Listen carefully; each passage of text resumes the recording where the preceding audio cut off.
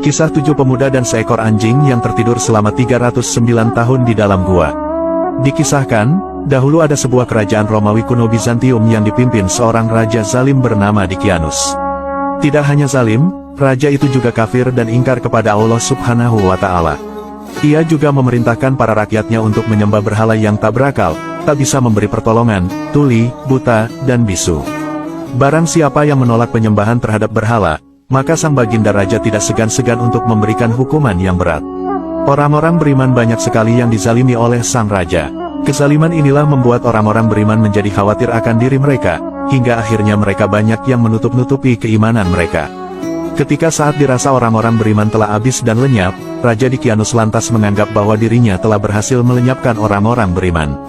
Padahal, ketanyaannya hanya Allah Subhanahu wa Ta'ala yang bisa mengetahui isi hati setiap makhluknya.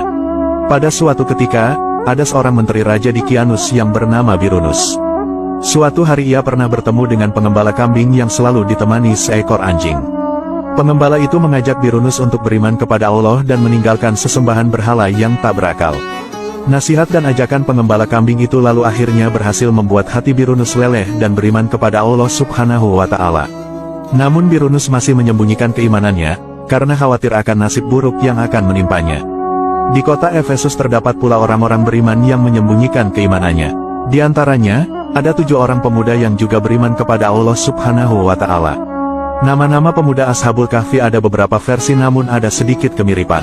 Dalam kitab Hasyiah Al-Sawi, ala tafsir Al-Jalalain dijelaskan, bahwa nama ketujuh pemuda itu adalah Muksalmina, Tamliho, Martunis, Nainuis, Sariulis, Sunawanis, dan Falyastatyunis.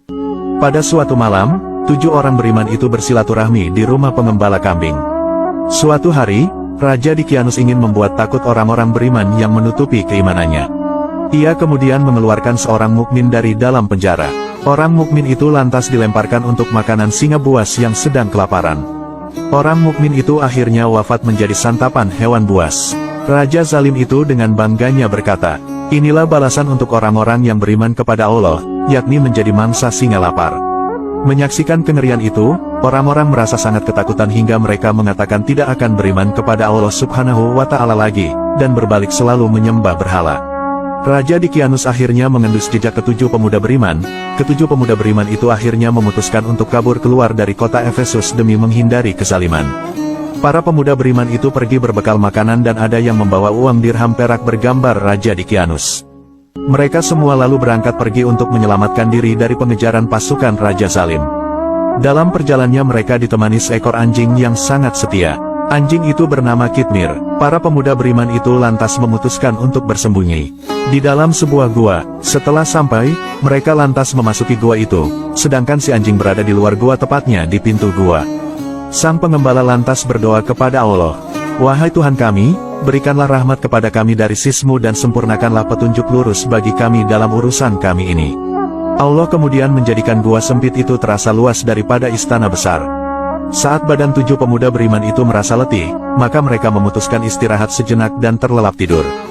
Ketika para pemuda itu tertidur, pintu gua berada di sebelah kiri berkebalikan dari arah kiblat, jadi saat matahari terbit cahayanya tidak langsung menyinari mulut gua melainkan berarah ke sisi kanan.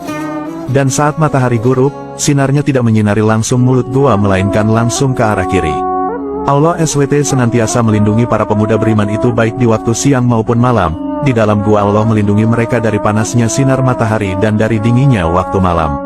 Tidak terasa tahun telah berganti tahun, ternyata para pemuda itu telah terjaga dalam tidurnya selama 309 tahun. Allah lantas membangunkan mereka semua. Setelah mereka bangun, badan terasa remuk karena terlalu banyak tidur. Perut juga terasa kosong dan lapar. Salah seorang bertanya, "Berapa lama ini kita tidur di sini?" Yang lain menyahut, "Kita di sini sehari atau setengah hari." Salah satu di antara mereka lalu pergi keluar gua untuk membeli makanan dengan membawa uang perak bergambar Raja Dikianus. Setelah sampai di kota, pemuda itu merasa janggal dan ada sebuah keanehan. Kota yang ia lihat terasa berbeda dan sepertinya bukan kota Efesus yang ia kenal dulu. Bangunan rumah telah berubah, bahkan gerbang kota tidak terdapat berhala lagi. Berhala Raja Dikianus juga tidak terlihat. Menakutkannya lagi, orang-orang merasa heran melihat kedatangannya. Kejadian ini lantas membuatnya takut bila dibuntuti mata-mata Raja Dikianus. Ia lantas langsung bergegas menuju warung makan untuk membeli makanan. Saat transaksi beli makanan, si pemuda mengeluarkan uang perak yang ia punya. Namun si penjual makanan pala kaget sembari melihat uang perak itu. Si penjual bertanya, "Uang apa ini? Aneh sekali. Anda ini siapa? Dan ini gambar siapa?" Si pemuda menjawab, "Ini adalah gambar Raja Dikianus." Saking terkejutnya, si penjual lantas berkata, "Gila kamu ya, Dikianus, semoga Allah melaknat si kafir itu. Dia itu sudah mati 3 abad yang lalu."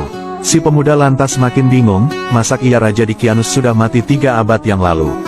Pemuda itu balik bertanya, "Hah, 3 abad yang lalu? Semoga Allah melaknat Dikianus, si kafir itu sudah mati." Mendapati fenomena aneh itu, orang-orang lantas mengerumuninya dan lalu membawanya ke hadapan istana raja.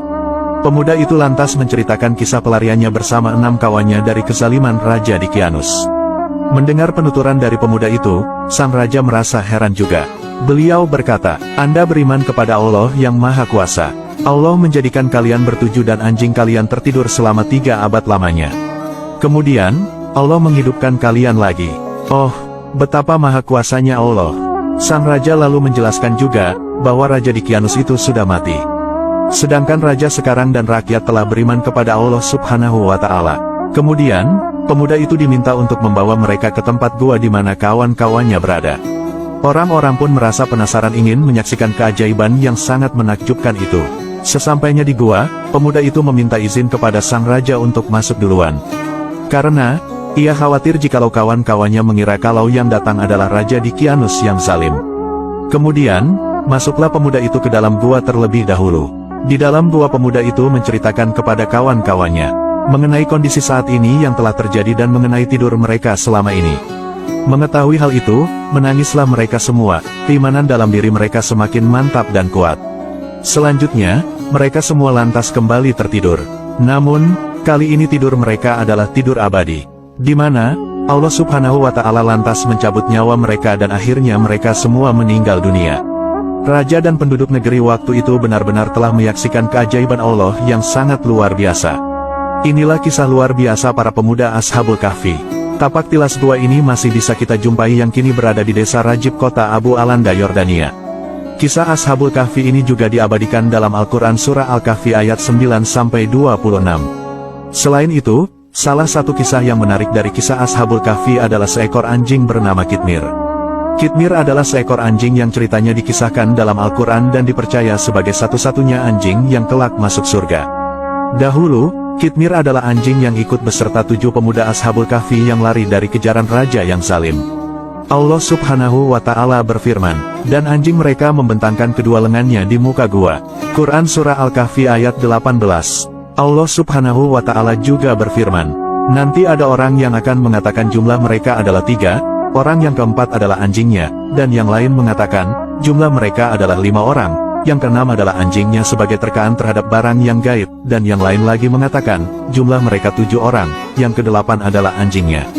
Quran Surah Al-Kahfi ayat 22. Ayat ini menjelaskan, bahwa anjing saja bisa meraih derajat yang tinggi karena ia bersahabat dan bergaul dengan orang-orang solih dan wali-wali Allah Subhanahu wa Ta'ala. Sehingga, Allah mengabarkan hal itu dalam kitabnya. Lalu, bagaimana dengan kaum mukminin yang bergaul serta mencintai wali-wali dan orang-orang solih? Tentulah mereka akan lebih tinggi lagi derajatnya. Semoga kisah ini bermanfaat. Wallahu